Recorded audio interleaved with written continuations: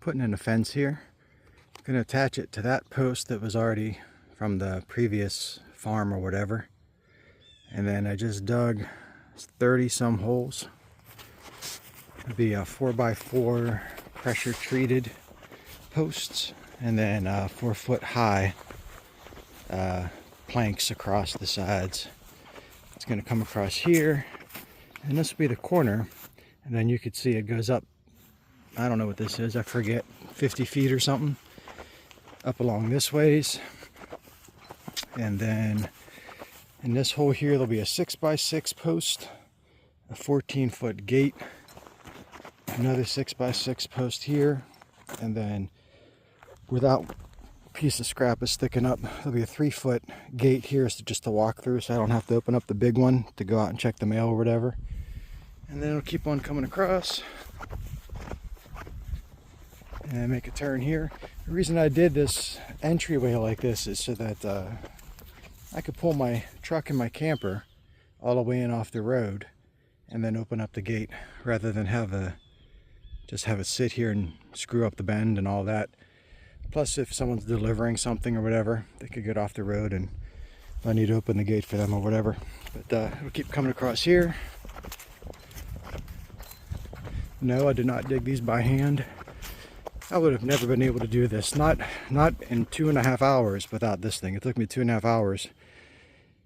This is a lifesaver. It's worth every penny. Anyways, it'll come across here, and then you kind of see in the trees, you maybe can't see, but there's a post here for this existing corner, again from the old farm. I think all this was put up in the 1990s.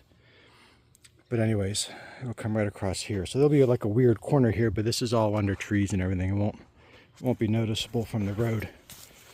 But hopefully I can get everything in there in a nice straight line all the way down and across. So next thing, I had to go pick up some lumber and see if I can get these posts set in this weekend. Find out. So last night before it got dark, I cemented this post here, and then the post on the far end way down there, so I could get a line on it this morning. I was trying to figure out how I wanted to lay this out. Ideally, I wanted the top rail of the fence to be level, like level with the house, level with the carport out there. But because of the slope of the road, I didn't realize how much of a grade there was on this little bit of a hill. It's like 3 or 4 foot lower down there. So that end post would have to be about like 7 or 8 feet above ground to make that level. For one, that would look awkward in the long run, and for the other, I didn't buy long enough posts to make that possible. So decided to go with 4 foot high for the top rail, and got the string 4 foot there, and then 4 foot on this post here. So from here out, it'll be nice and level. The top rail will be level all the way across. Not level, but straight, I should say. And then it'll be straight into there. And then I've got, on this post here, I've got it at 4 foot now again, and it'll be straight down to there. So if you were to draw a line all the way across here, it'll then it'll go down a little bit, like that. So it won't be continuously straight, but it'll be straight corner to corner to corner, and then again corner to corner to corner. So that's probably the best way to do this, so it doesn't look all wavy and looks intentional for the most part.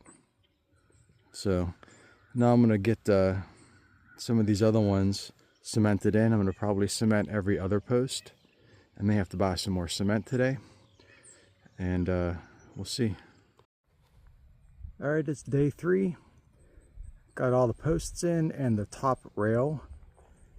That little bit of vertical post you see sticking up above the top rail, that'll get trimmed down once I get everything else done. Be like probably 6 or 8 inches above. And then this will be the entrance into the driveway. There'll be a 14-foot gate right there. And then got a 3-foot gate going in here in that little space. it all turned out pretty good. I think it looks pretty straight. My first time really doing something like this. I think it turned out all right. You can see here the line looks pretty good to me. Some of these boards are a little bit wavy, a little bit warped, but you know, do what I could with what I had. And then of course, you know, there's some scraggly stuff like this. When this is all done, there'll be 4 of these rails. There'll be 1, 2, 3, 4 all the way to the ground. And then there'll be a piece of trim that goes over top of that. So it'll hide this little bit of stuff. Some of them are, you know, off center. I did my best to get these posts. I measured where all the posts are going to go, but when I drilled the holes, they were always off by a few inches, and the bit went in at an angle, so it got all, you know, a little bit off here and there. But the finished product looks pretty even, and then that's how it makes the corner there, and connects to that existing post there. Hopefully you can see it between the trees. So not so bad all around. I think it looks all right. And then it'll be a while now before I do the other rails. It's like, I don't know, 250 or something I gotta buy. It's a crazy thing. I forget what it is. But all those will go in.